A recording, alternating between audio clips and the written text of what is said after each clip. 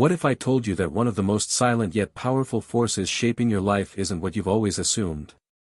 That the reason you're drawn to certain people, make specific choices, feel particular fears, and repeat familiar mistakes is tied to an energy you've never truly dared to confront. Carl Jung believed sexuality wasn't merely a biological impulse, it was a hidden language of the soul, one you've been neglecting. And that neglect comes at a cost. Have you ever wondered why some individuals affect you so deeply? Why certain relationships seem destined, magnetic, yet often end in confusion, heartbreak, or disappointment? Have you considered that desire might not just influence you, it might be steering you entirely? This isn't a conversation about sex in the way you've seen it portrayed. It's not about morality, aesthetics, or social norms. It's about the internal force that moves you, even when you're convinced you're in control. Jung saw this energy as a gateway to the soul. And perhaps it's the very thing you've been pretending not to notice. When people hear the word sexuality, they usually think of something physical, external, instinctual, linked to pleasure and attraction. But Jung viewed it differently. To him, sex was symbolic, a representation of the psyche's deeper currents, speaking to you even when you try to silence it. Desire resides in the places your conscious mind fears to tread. It hides behind your charm, your needs, your ideals. It dresses in fantasy, visits your dreams, and most of all, it operates in silence. Jung believed that when sexuality is suppressed, it doesn't vanish, it simply changes form. Think about the times you've fallen for someone who seemed intimately connected to you, only to realize you were projecting your own ideals onto them. Or the moments when an overwhelming impulse took hold of you, and you couldn't explain why. Desire can be both a bridge and a prison. For Jung, sexuality wasn't just a bodily function, it was a psychic force pulsing through the soul. It infiltrates your thoughts, your attachments, your fears. It shapes your identity, your pursuits, even your sense of purpose. Sex isn't confined to the body, it lives in the mind. And perhaps the most unsettling truth is this: most of that energy operates beneath your awareness. What does that mean? It means you don't fully grasp how deeply it influences you. You think you're making choices, but often, something unrecognized is choosing for you. Jung's concept of libido was broader than Freud's focus on genital sexuality. For Jung, libido was life energy itself. The longing for someone, the yearning for meaning, the pursuit of transcendence, all of it was desire. And this energy can be redirected, reshaped, transformed. It can be elevated, but only if it's understood. Only if it's embraced. Here lies the dilemma. Our culture doesn't teach us how to do that. Sexuality is either exaggerated, commodified, and exploited, or it's suppressed, hidden, and moralized. Rarely is it seen for what it truly is, a doorway inward. Have you ever felt ashamed of your desire? Blamed yourself for thoughts you didn't choose? Tried to deny your feelings out of fear of judgment?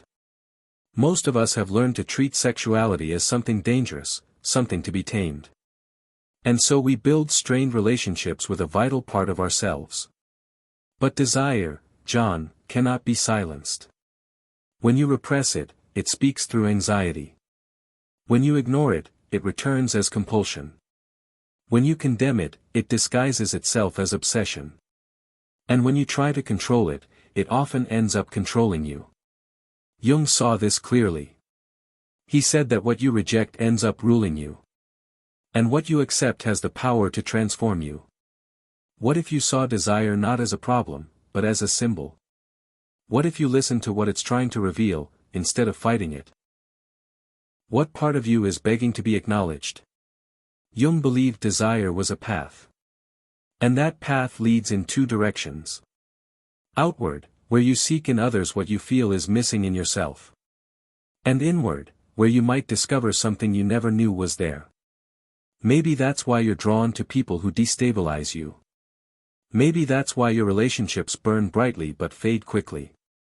Maybe that's why you keep repeating painful patterns you can't seem to break. Desire is trying to teach you something. And as long as you treat it as merely physical, you'll stay trapped in the same stories. But there is a way out. Jung believed desire only becomes powerful when it becomes conscious. And that awareness begins with a deceptively simple question: why do I want what I want? It may sound trivial, but it's profound. It points to your wounds, your memories, your unmet needs. It invites you to feel what you've been avoiding. And in that confrontation, real freedom begins. Have you noticed that your deepest passions often feel like encounters with parts of yourself? That what you admire in someone else is often what you've lost sight of in yourself? Desire, when seen as symbolic, becomes a mirror. It reflects what's hidden. It reveals what's been forgotten. It cries out for what you've tried to silence. And here begins the central conflict of this journey. Will you keep running from what you feel? Or will you start listening to what desire is trying to show you? In the next section, we'll explore what happens when desire is suppressed for too long, how it emerges as shadow, as suffering, as addiction, as sabotage. But for now, I leave you with this invitation. Close your eyes, breathe, and ask yourself, what is my desire trying to reveal that I haven't yet had the courage to face? Because that's where healing begins. That's when sexuality stops being noise and becomes revelation. There comes a time when desire ceases to inspire and starts to weigh you down. You may know that feeling well. That restlessness in your chest, even when everything on the surface seems fine. That emptiness without a name, lingering for years like an awkward silence between moments.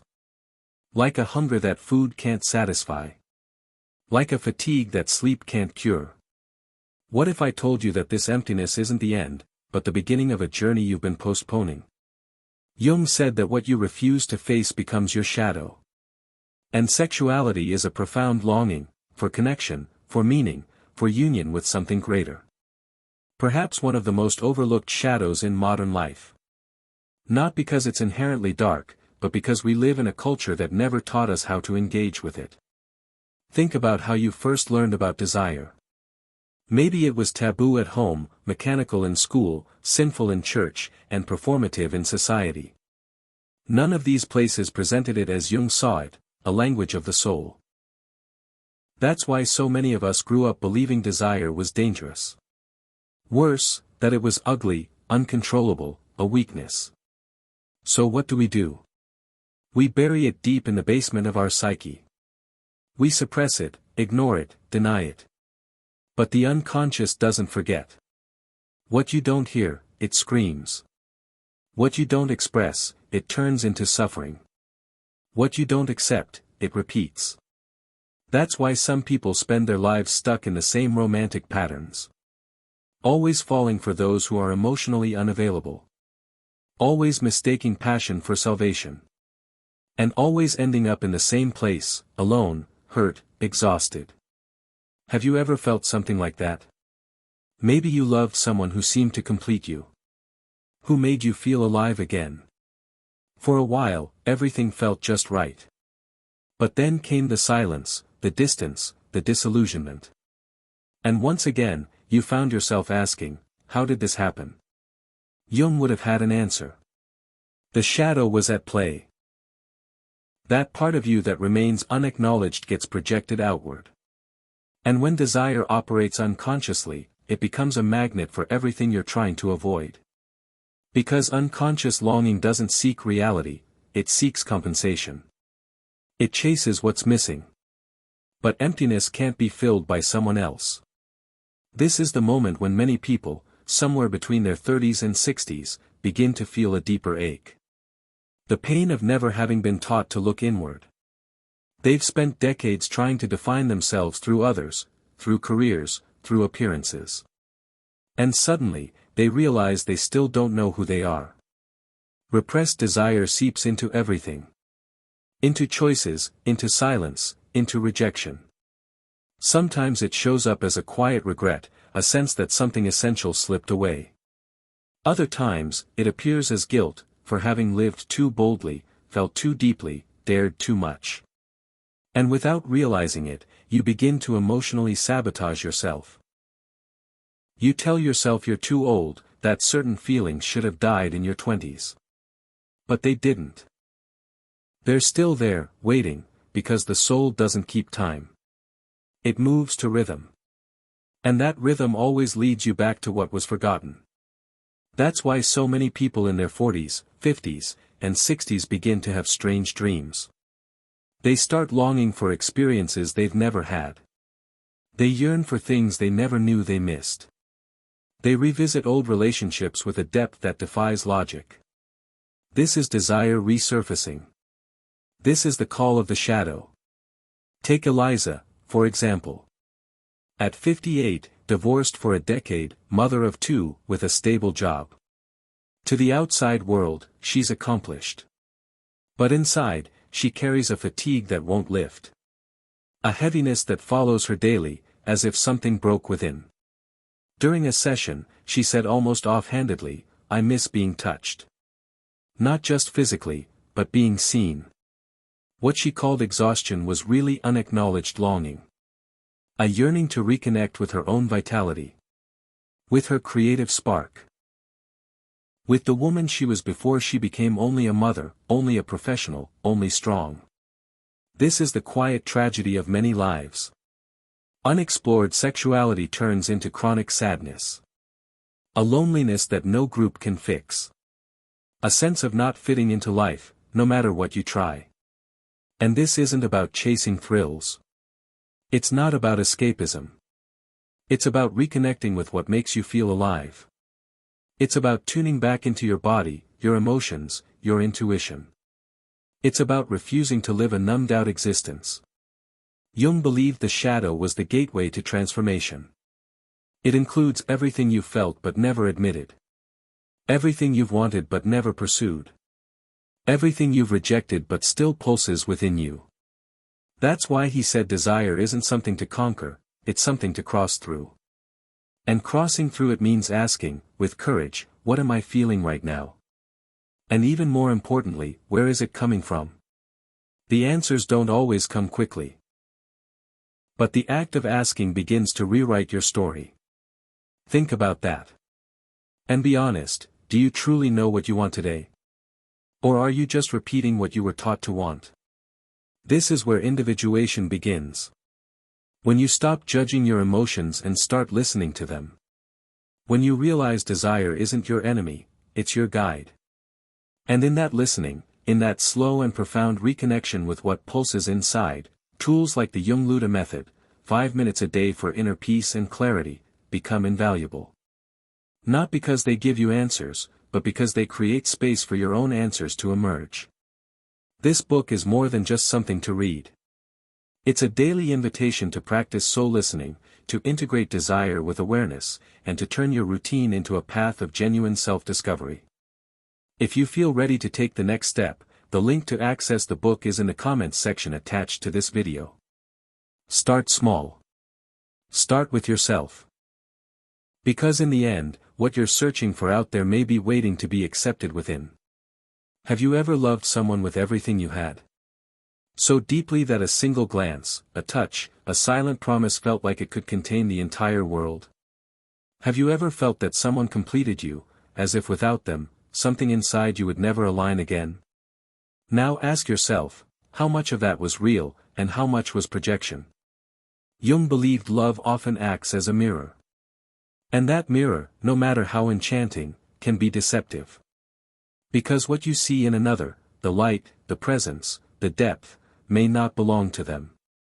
It might be yours. It might be a fragment of your own soul that you failed to recognize and now desperately seek outside. Have you ever felt that way? Have you ever idealized someone so much that you forgot who you were when you were alone? Have you ever hoped for healing, meaning, and salvation in a relationship, not realizing you were projecting? Here's one of the more unsettling truths of depth psychology: much of what you feel at the beginning of love has little to do with the other person, it's about you. But don't mistake that for failure. Projection isn't a flaw in love, it's the starting point. Jung said we all carry within us an unconscious image of our opposite. An archetype. For men, it's the anima, a symbolic representation of the inner feminine. For women, it's the animus, a symbolic figure of the inner masculine. These archetypes aren't just abstract ideas. They shape our emotions, our impulses, our patterns of attraction. You may think you're in love with someone, but what you're really drawn to is a part of yourself you've lost, sensitivity you've suppressed, strength you've never nurtured, freedom you've always dreamed of. And when these images are projected, the result can be overwhelming. Because you're not seeing the person, you're seeing their reflection. And worse, you begin to depend on that reflection, as if it's your only source of light. Have you ever met someone and within days felt an intense connection, as if it were destined? Have you ever said, "It's like I've known this person my whole life"? Jung would call that an archetypal encounter. And here lies the paradox. The stronger the feeling of completion, the more likely it's a projection. So how do you tell the difference? How do you know if you're facing real love or an emotional mirror shaped by your unconscious? The answer isn't simple. And maybe it's not meant to be. Love is fertile ground for revelation. It's in the meeting of souls that the silent parts begin to speak. It's in another's touch that you start to recognize your wounds, your voids, your excesses. And that's why love, without awareness, can be so dangerous. Because it wraps around you, but it can also blind you. How many stories have you heard, or lived, that began like a fairy tale and ended in silence, resentment, or heartbreak? How many times has passion turned into burden, sweetness into ruin? Share your thoughts in the comments. Have you ever felt like you were living in a dream, only to realize it wasn't love, it was illusion? Speaking about this isn't easy. We all want to believe our emotions are genuine, that what we feel is real. But the unconscious doesn't play by the ego's rules. It speaks in symbols, it projects, it dramatizes. And you only begin to see this when the fantasy starts to fall apart. That's when pain arrives. But don't mistake it for an ending. It's the beginning. It's the moment when the illusion breaks, and you're given the chance to see the other person as they truly are. A human being. Flawed. Authentic. And more importantly, it's when you begin to see yourself clearly, not as someone incomplete who needs another to feel whole, but as someone finally able to look in the mirror without needing a reflection to validate them. This shift is difficult. It demands that you stop waiting for someone else to rescue you. You must accept that your shadow was also in love, that your unmet needs were making choices. That your desire doesn't always know what's best for you. This is the turning point, when love becomes a conscious decision, not a reflex. When presence means detachment. When understanding replaces idealization. But reaching this place takes courage. The courage to be disappointed. The strength to admit that you've often loved images, expectations, and fragments of yourself that hadn't yet learned how to love. Jung said that until we make the unconscious conscious, it will direct our lives, and we'll call it fate. Nowhere is this more true than in love. Have you noticed yourself repeating patterns? Attracting the same kind of person, facing the same dilemmas, suffering through the same silences. These aren't coincidences. They're signals. The unconscious speaks through repetition. And it repeats only because you haven't yet listened. Reflect on your recent relationships. What did they reveal about you? What truths did they expose that you're still trying to hide? What lessons did they offer that you weren't ready to learn? What's the hardest lesson love has taught you? Don't underestimate your answer, it might help someone else recognize themselves too. The anima and animus aren't just psychological terms. They're living forces that influence you daily. They whisper what you should feel. They guide your gaze toward who you fall for. They're the ghosts you see in others, unaware they still reside within you. And that's not a flaw, it's a path. Because when you begin to recognize these projections, something shifts. You stop expecting others to be the mother you missed, the father you never had, the savior from your fears. You remove the burden of completion from the other person. And slowly, you begin to give yourself what you've always sought. That's when love becomes a meeting, not of halves, but of whole beings. This marks one of Jung's most profound insights: real love begins only when projection ends. Until then, everything is rehearsal. Everything is preparation. Everything is a healing attempt disguised as passion. But when projection fades, you begin to see. And to see another person with clarity and truth is one of the most beautiful and rare experiences we can have. Because then, love stops being a mirror and becomes a bridge. A bridge not just between two people, but between two inner worlds that choose to walk together, without fantasy, without illusion, without the need for salvation. That bridge begins to form when you stop running from yourself. When you embrace your shadows, your wounds, your deepest desires. When you realize that everything you've been searching for outside has been waiting for you within. Have you ever experienced a love like that? Or are you still caught in the images your unconscious created? Share your story in the comments. You'd be surprised how many people might see themselves in it. In every intense relationship, there comes a moment when the enchantment fades. That person who once felt magical, who understood you with a glance, who made you feel whole with a touch, suddenly becomes real. Human. Imperfect. Limited. And you're left wondering, where did the connection go? Was that soulmate really who you thought they were? Or was it all a creation of your imagination? That's when the mirror cracks. And what you choose to do with that broken reflection determines the future of love. Jung said projection has one purpose: to reveal what's hidden. But its ultimate goal is to dissolve. Because only when it fades can you truly see the other person.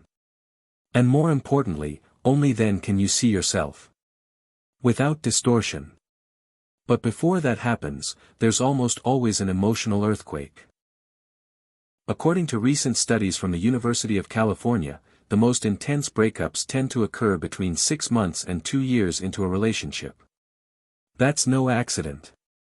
It's usually the time it takes for fantasies to be dismantled by shared life, conflict, and reality. At that point, you're no longer in love with an ideal. You're facing a person, with history, with wounds, with habits that irritate you, and with pain that isn't yours to carry. And something inside you screams, "This isn't what I expected." Of course it isn't. Because you expected a reflection, not a person. And here lies the paradox of emotional growth. True love begins when illusion dies. But how many of us have the courage to keep loving after the projection fades? Think about how many times you've fallen hopelessly for someone, only to lose interest when they began to show their flaws, their silences, their vulnerabilities. As if their light dimmed. Did they really stop shining? Or were you simply chasing a perfect reflection of yourself? It's hard to admit. But the truth is, many of our strongest infatuations weren't about the other person. They were about our own unmet needs, which found a face to cling to. And the issue isn't feeling that way. The issue is not knowing what to do once the image collapses. Jung often shared a story inspired by ancient myths. A man dreams of the perfect woman, beautiful, kind, sensitive, mysterious. One night, he meets her in a lucid dream. He's captivated. He loves her. He feels euphoric. But at the end of the dream, as she kisses him, she vanishes. He wakes up in tears, mourning the loss of something that never existed. When he shares the dream with his analyst, it becomes clear, this woman was his anima, the archetypal feminine within him. The dream was a call. An invitation to integrate his own sensitivity, his inner beauty, his soul. How many times have you found yourself dreaming of someone who felt like a perfect match? The anima and animus, those inner archetypes, don't just appear in dreams. They show up in everyday life, on sidewalks, in dating apps, in cafes, during chance encounters. They wear the faces of strangers, speak through their voices, kiss with their lips. And suddenly, without warning, you fall for a symbol dressed in human form. But how does that illusion unravel?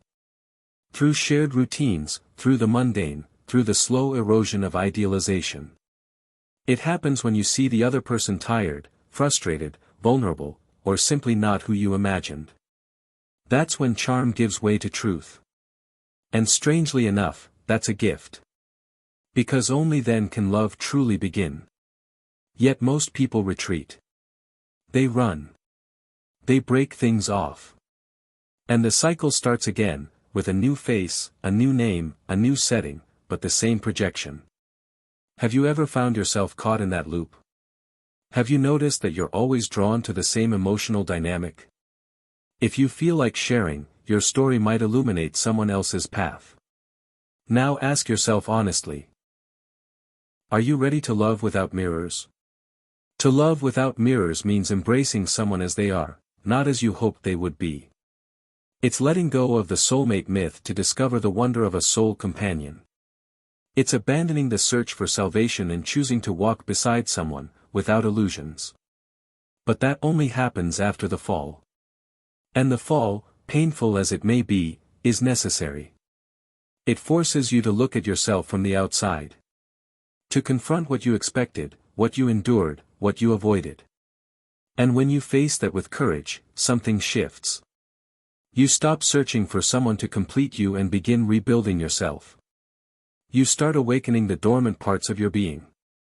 You begin to realize that your deepest passion isn't for another, it's for your own truth. Psychology shows that the longest-lasting relationships are those that survive the initial disappointment. The couples who endure aren't the ones who live in perpetual romance, they're the ones who move beyond the mirror and build a bridge. What a fascinating fact. Research from Harvard's Adult Development Study, the longest longitudinal study on human happiness, revealed that the quality of intimate relationships is the strongest predictor of well-being and longevity. But more important than simply having someone was how those relationships were built. Authentic connections that allow space for failure, for growth, for truth. And those aren't built through projections, they're built through presence.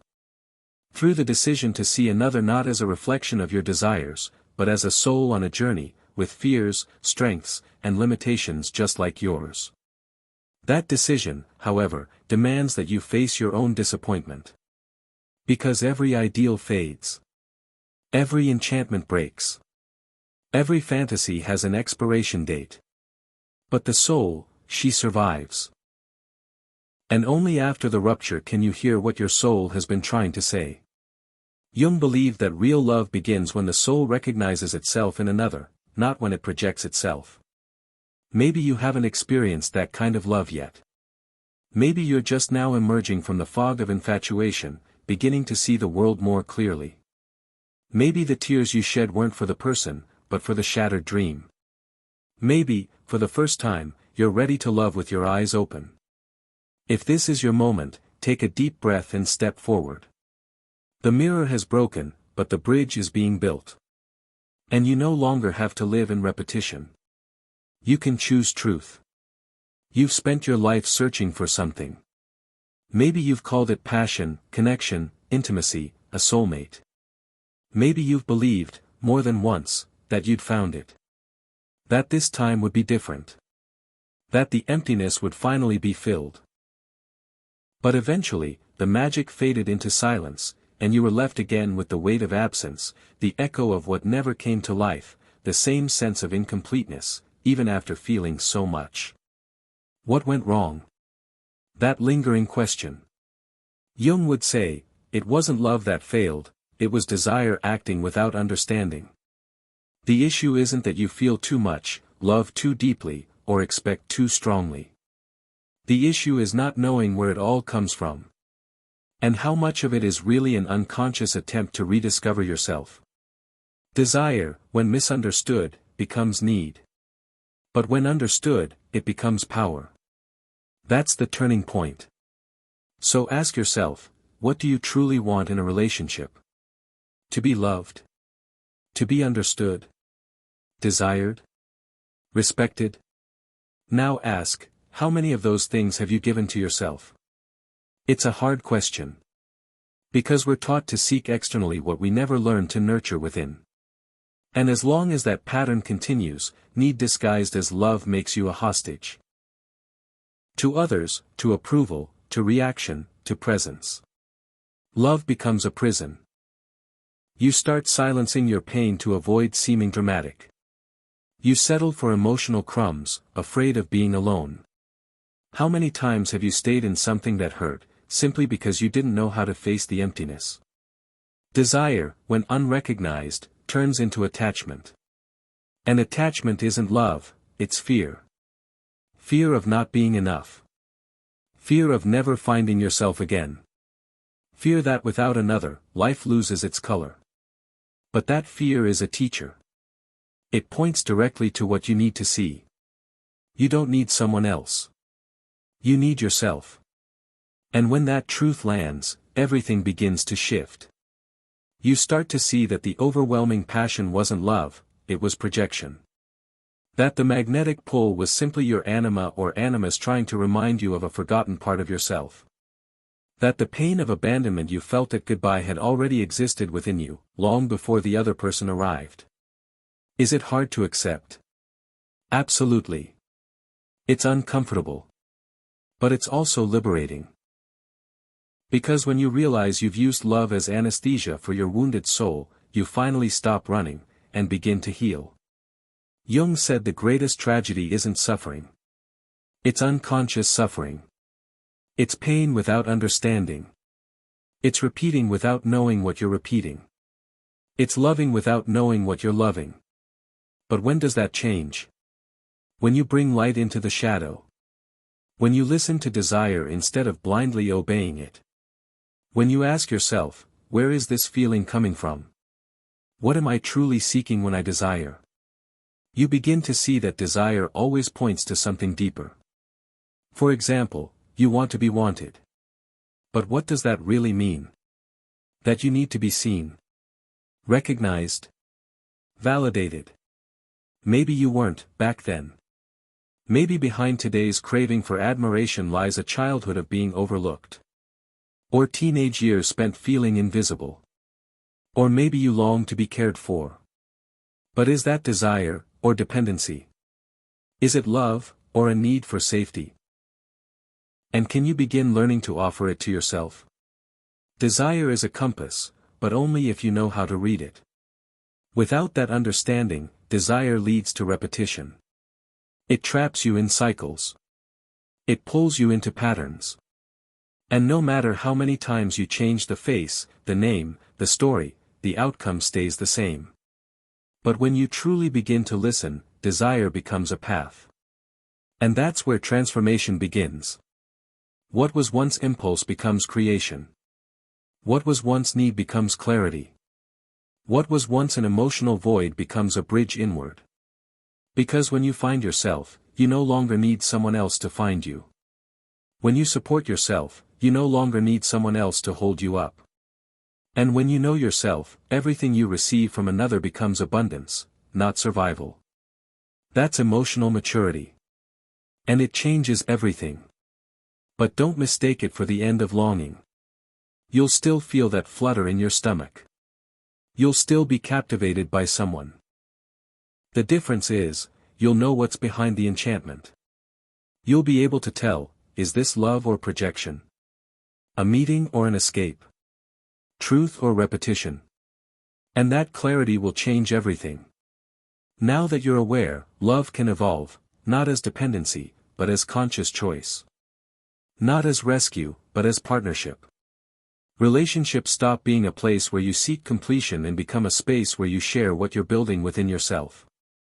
And in that space, a rare kind of love is born, the kind that doesn't rely on mirrors. This love doesn't demand perfection. It welcomes, it accepts, it understands the shadow and stays anyway.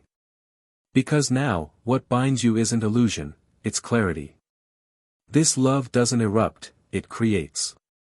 It doesn't consume, it warms. It doesn't burn, it transforms.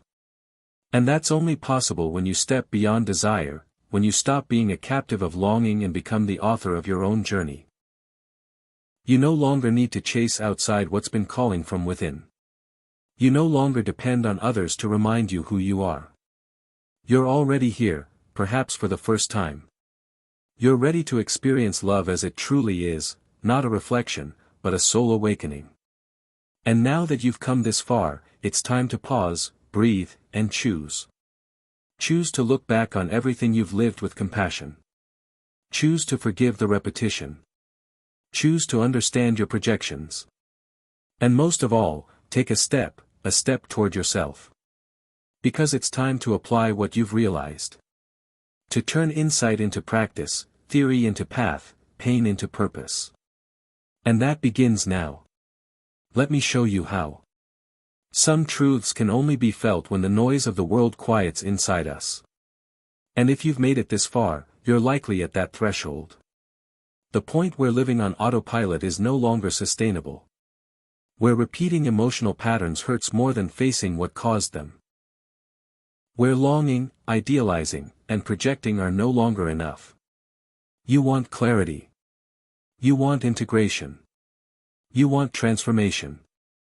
But where do you begin? Jung believed true change starts when we stop running from ourselves. And that return, from outer to inner, requires more than a wake-up call. It demands practice, consistency, and intention. So here's a plan. Not a shortcut, but a path.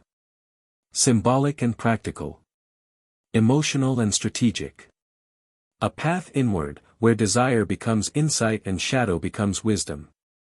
Step 1. Identify your recurring patterns. Pause and honestly write down the behaviors that show up most often in your relationships. The types of people you're drawn to. The emotions that repeat.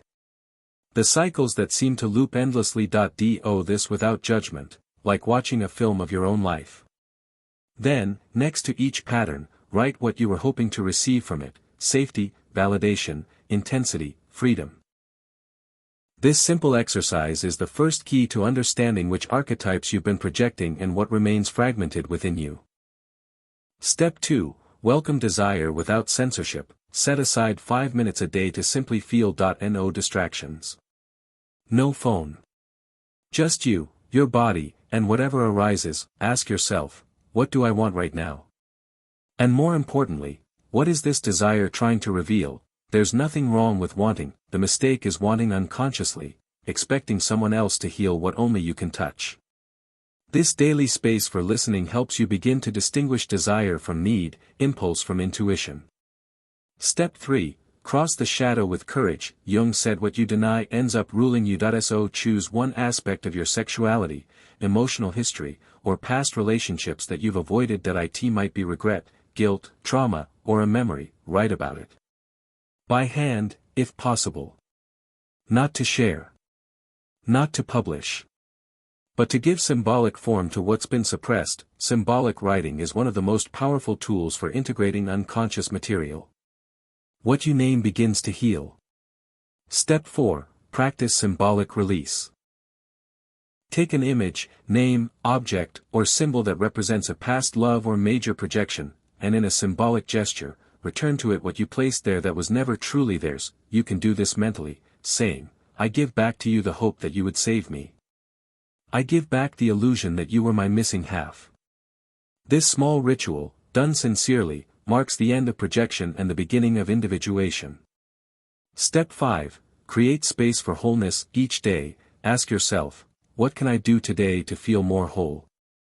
Maybe it's a walk, listening to your breath, maybe it's dancing, maybe it's speaking to someone without expecting anything, maybe it's not giving up when pain arises. Wholeness isn't built overnight. It's made of small daily choices that whisper to your subconscious, I'm here.